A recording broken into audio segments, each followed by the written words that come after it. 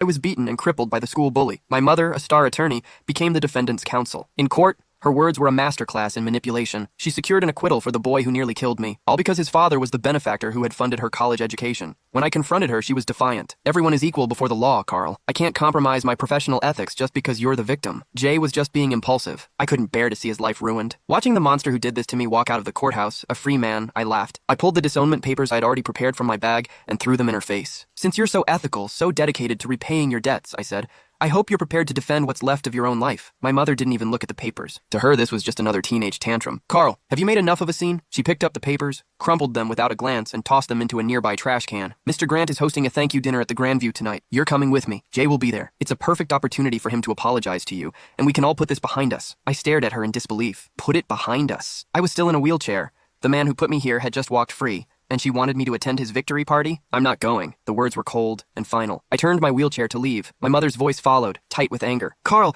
can you stop being so petty? The Grants aren't well off. This dinner cost Mr. Grant half a month's salary. If you don't go, you're disrespecting me and you're disrespecting him. I didn't look back. I wheeled myself away as fast as I could, escaping the suffocating presence of the courthouse. Outside, the bright sun made me dizzy. My father's car was parked by the curb. He saw me and hurried over, his face a mask of nervous deference. Carl, how did it go? Did they sentence him? Looking at this man, a doormat his entire life, I felt a wave of helplessness. He was acquitted, not guilty. My father stood there, mouth agape, speechless. How could... Your mother said it was just a formality. She said she'd get Jay a suspended sentence. How could he be acquitted? I let out a bitter laugh. Dad, your wife is a star attorney. If she wants someone to walk, they walk. Even if that person broke her own son's leg. My father wrung his hands, his anxiety palpable. But she must have her reasons. That man, Mr. Grant, he really did help her. Enough. I cut him off. Take me to the hospital. I'm not going home. My father hesitated, glancing back at the courthouse entrance. Well, your mother just texted. She said we should go straight to the Grandview. She said if we don't, she'll cancel my credit card. I looked at the man before me, 50 years old, and he lived like a dog. My mother controlled every penny. He didn't even dare to raise his voice.